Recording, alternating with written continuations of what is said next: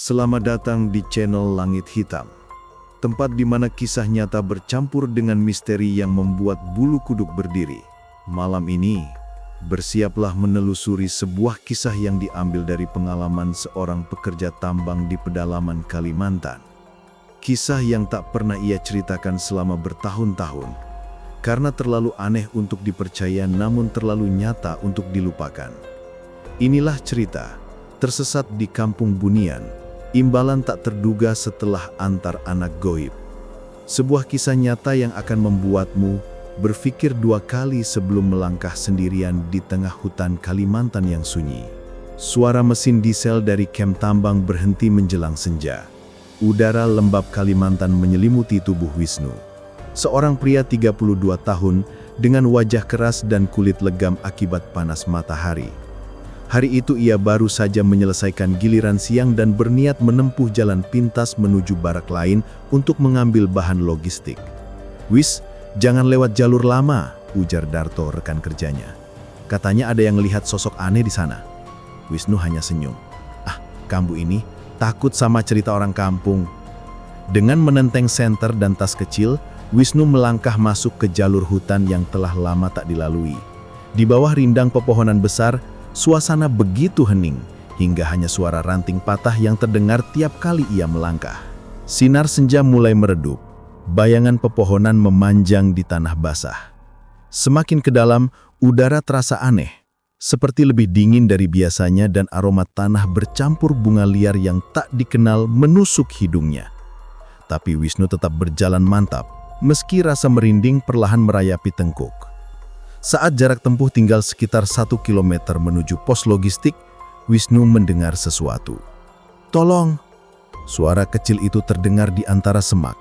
Ia berhenti. Hutan itu seketika terasa sunyi. Wisnu menajamkan telinga. "Tolong, Om, Dek." Suara itu jelas. Suara anak kecil, lembut, tapi entah kenapa terasa asing. Ia mengarahkan senter ke arah sumber suara. Di balik batang besar pohon ulin, tampak seorang anak perempuan berambut panjang, memakai baju lusuh warna krem berdiri menunduk. Wisnu terkejut. "Kamu siapa, Nak? Kok sendirian di hutan?" Anak itu menatap dengan mata bulat namun pandangannya seolah kosong. "Aku tersesat, Om. Aku mau pulang ke kampung." Naluri manusiawinya membuat Wisnu tak tega. Ia menunduk dan bertanya, "Kampungmu di mana?" Anak itu menunjuk ke arah utara, jalur yang bahkan tidak ada di peta tambang. Meski ada rasa curiga, Wisnu memutuskan membantu. "Ayo, Om antar. Tapi kamu jangan jauh-jauh ya." Anak itu mengangguk pelan, tanpa ekspresi. Setiap langkahnya nyaris tanpa suara, seolah menapak di udara. Perjalanan menuju arah yang ditunjuk anak itu terasa ganjil. Langit semakin gelap, tapi senter Wisnu seolah tak mampu menembus kabut tipis yang tiba-tiba muncul. "Dek, kampungmu masih jauh?" tanya Wisnu. "Sedikit lagi, Om. Di depan ada sungai kecil," jawabnya lembut. Beberapa menit kemudian mereka tiba di tepi sungai yang tak pernah Wisnu lihat sebelumnya. Airnya jernih, memantulkan cahaya bulan seperti kaca bening. Di seberang sungai, tampak sinar-sinar kecil menyerupai lampu minyak yang berderet di kejauhan. "Itu kampungku," ucap anak itu sambil menunjuk. Wisnu menatap dengan takjub. "Kok ada perkampungan di sini? Setauku, wilayah ini belum pernah dijelajahi." Anak itu menatapnya dengan tersenyum tipis pertama kalinya sejak mereka bertemu.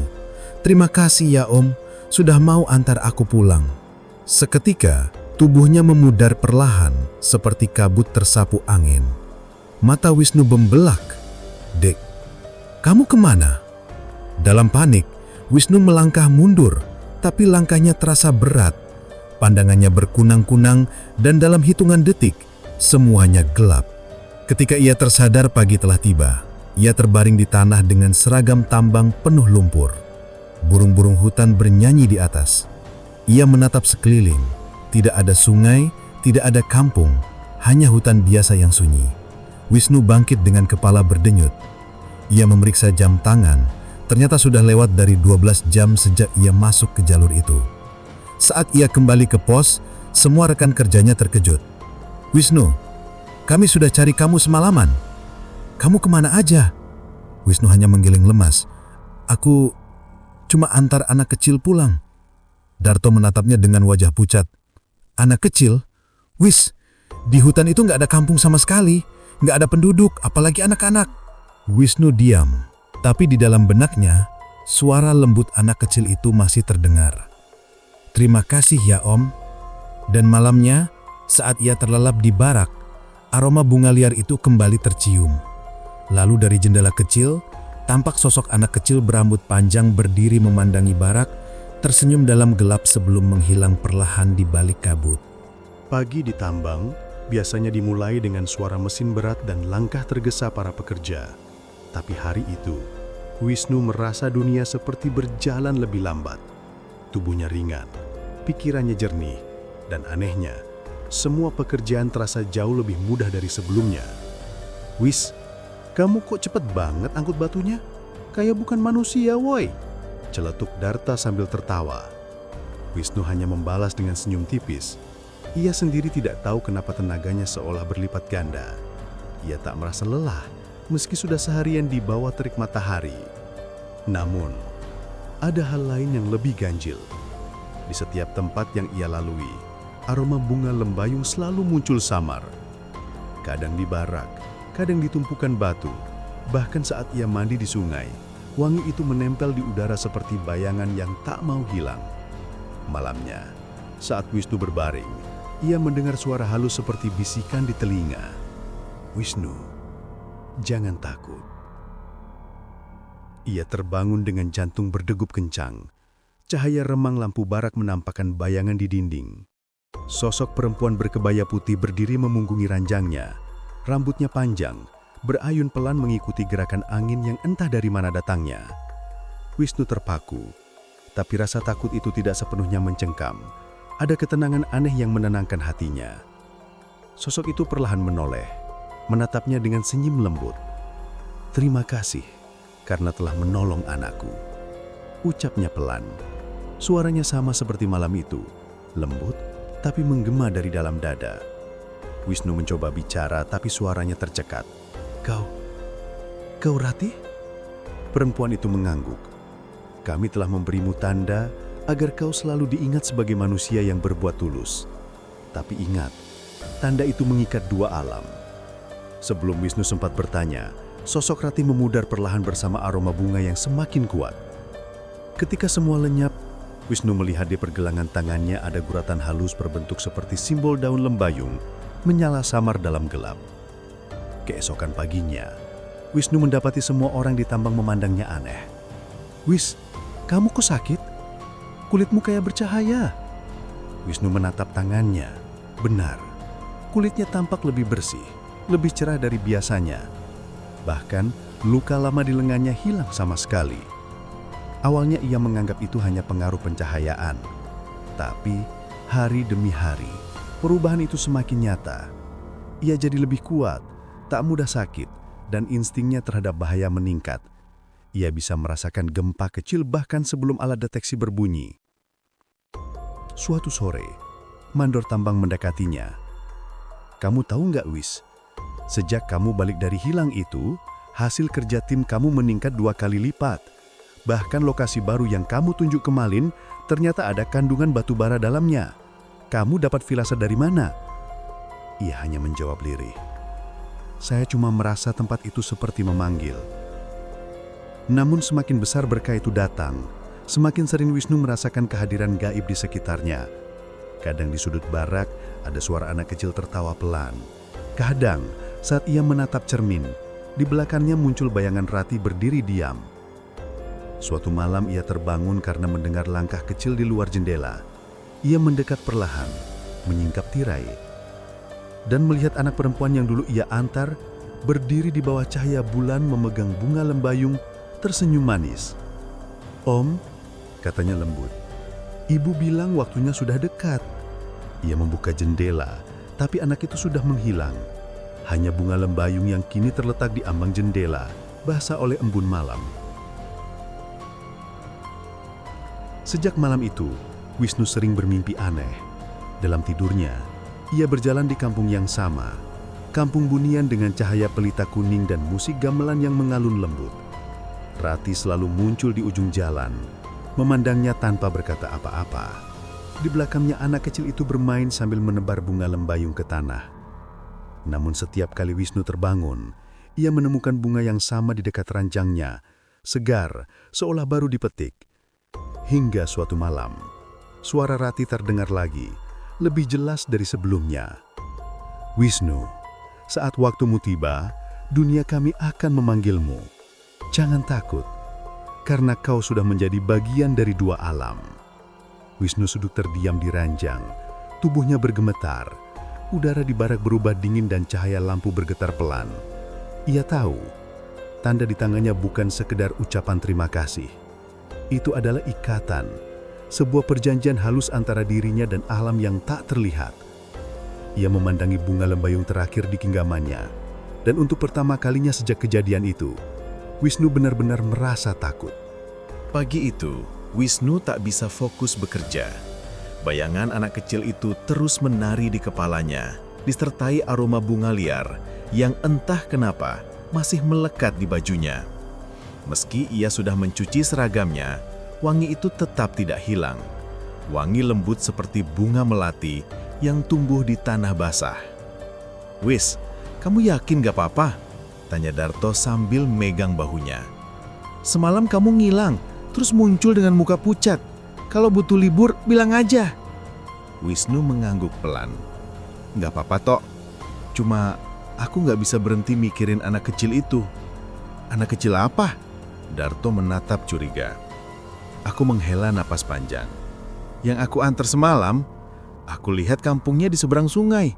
Ada lampu-lampu kecil, kayak kampung zaman dulu." Darto menatapnya lama, lalu menunduk. "Wis, kamu sadar nggak? Di radius 10 km dari sini, nggak ada pemukiman sama sekali. Semua area hutan konservasi. Yang kamu lihat itu mungkin bukan kampung manusia." Wisnu tertawa kecil, berusaha menepis rasa takut. Tapi semakin ia mencoba melupakan, semakin kuat rasa penasaran itu muncul. Malam harinya, setelah makan, ia menatap jauh ke hutan dari jendela barak. Angin lembab membawa aroma bunga yang sama, dan entah kenapa, Wisnu merasa seperti dipanggil. Ia mengambil senter, menyalakan sepatu boot, dan melangkah keluar barak tanpa sepengetahuan teman-temannya. Langkahnya menembus gelap hutan, mengikuti bau wangi itu, menuju arah tempat ia bertemu anak kecil semalam.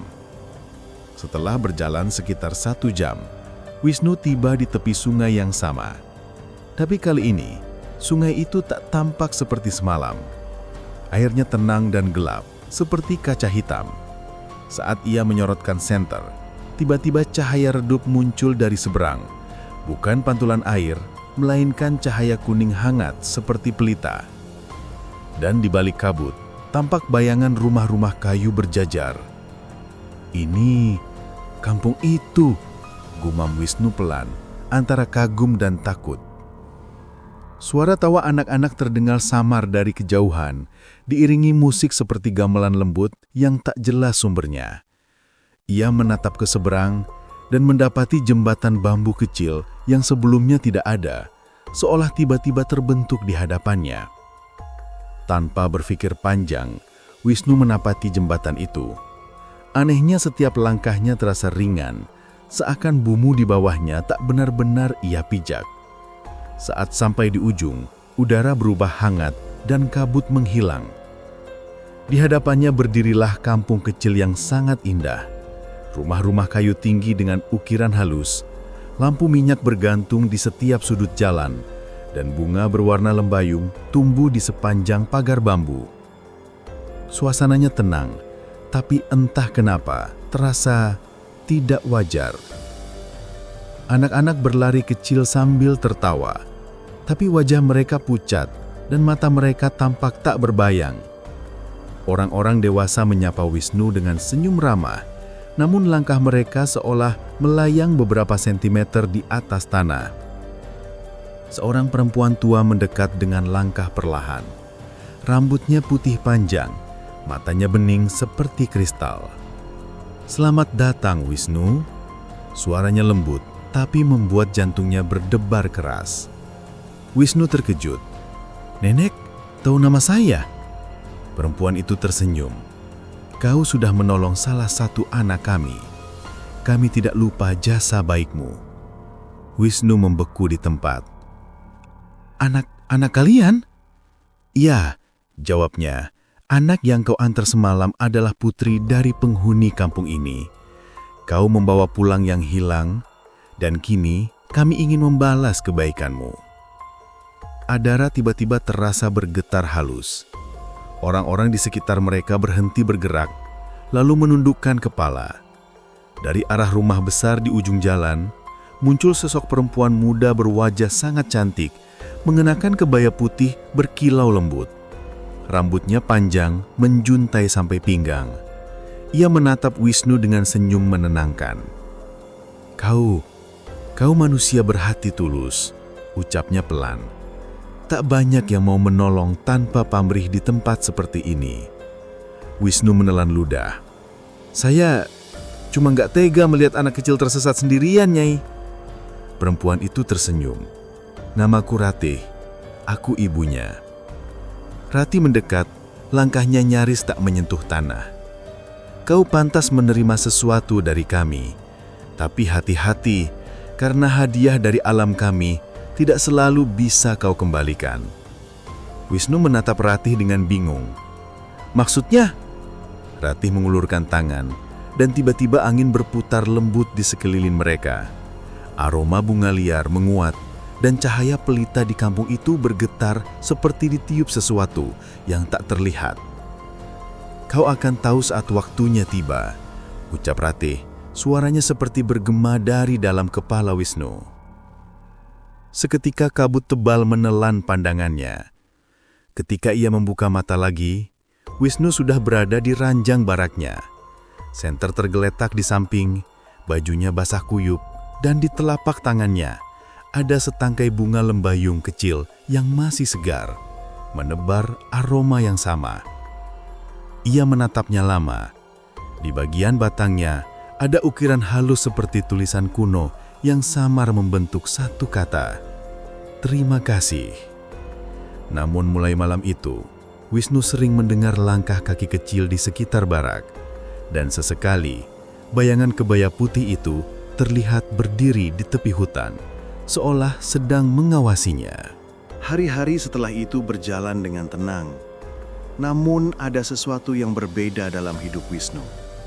Ia mulai menyadari apa yang terjadi padanya bukanlah kutukan, melainkan semacam anugerah.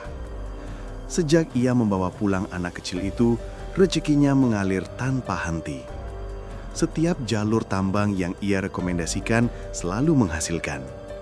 Mesin yang ia pegang jarang rusak, dan para pekerja lain bahkan menganggap Wisnu seperti penjaga keberuntungan. Meski ia tak mengakuinya, ia tahu sesuatu yang tak kasat mata tengah bekerja melalui dirinya. Darto sering menggoda. "Wis, kamu ini kayak punya ilmu. Apa kamu diam-diam minta pesugihan?" Wisnu hanya tertawa kecil. "Enggak toh, mungkin cuma karena aku sering doa sebelum kerja." Ia sengaja tak bercerita banyak, bukan karena takut, tapi karena ia tahu tak semua orang akan memahami pertemuannya dengan dunia lain itu. Suatu sore, ketika matahari mulai tenggelam di balik hutan, Wisnu duduk sendirian di tepi sungai. Sungai tempat ia dulu menyeberang menuju kampung Bunian. Angin berhembus lembut membawa aroma lembayung yang kini sudah akrab di hidungnya. Di air yang memantulkan langit senja, ia melihat bayangan wajah Ratih. Perempuan berkebaya putih itu menatapnya lembut. "Kau tidak takut lagi datang ke sini?" Wisnu tersenyum. "Dulu aku takut karena tak mengerti. Sekarang aku sadar tidak semua yang gaib itu jahat." Ratih mengangguk. "Benar, dunia kami tidak berbeda jauh dari dunia kalian.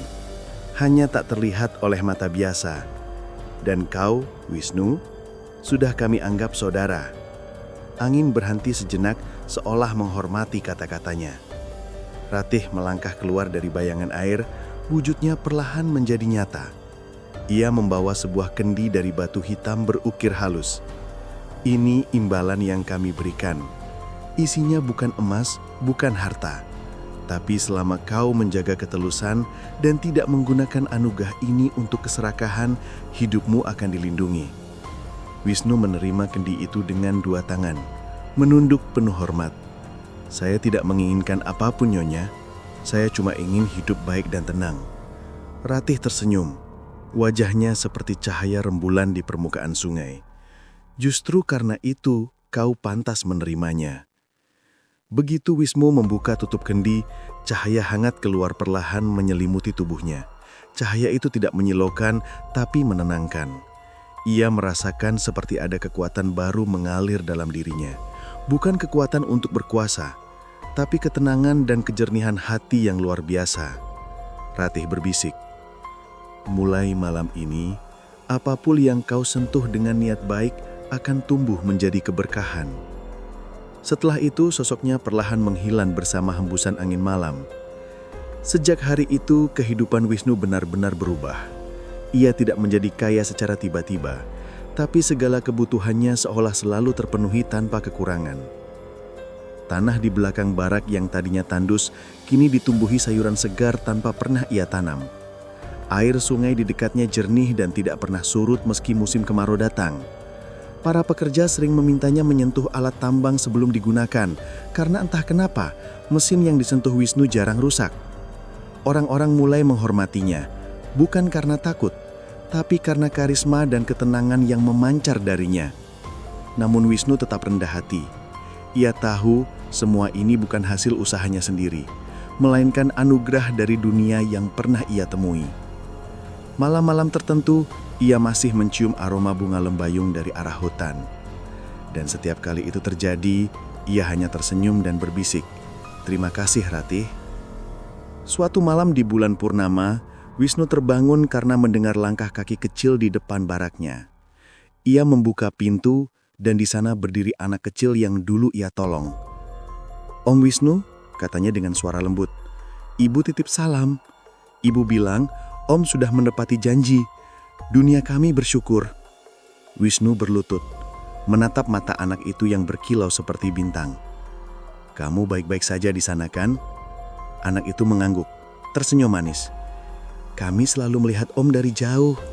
Kami nggak akan ganggu, tapi kami akan jaga." Sebelum pergi, anak itu memberikan Wisnu selembar daun lembayung berkilau halus. "Kalau suatu hari Om rasa sendirian, bakar daun ini. Kami akan datang dalam mimpi membawa ketenangan." Begitu anak itu memudar bersama cahaya bulan, Wisnu berdiri lama di depan pintu baraknya. Tak ada rasa takut, tak ada keresahan. Hanya damai.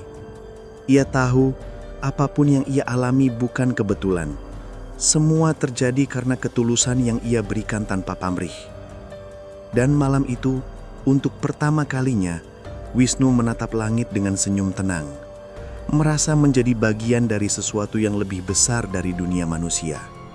Sebuah ikatan abadi yang lahir dari niat tulus dan dibalas dengan kasih dari alam yang tak terlihat.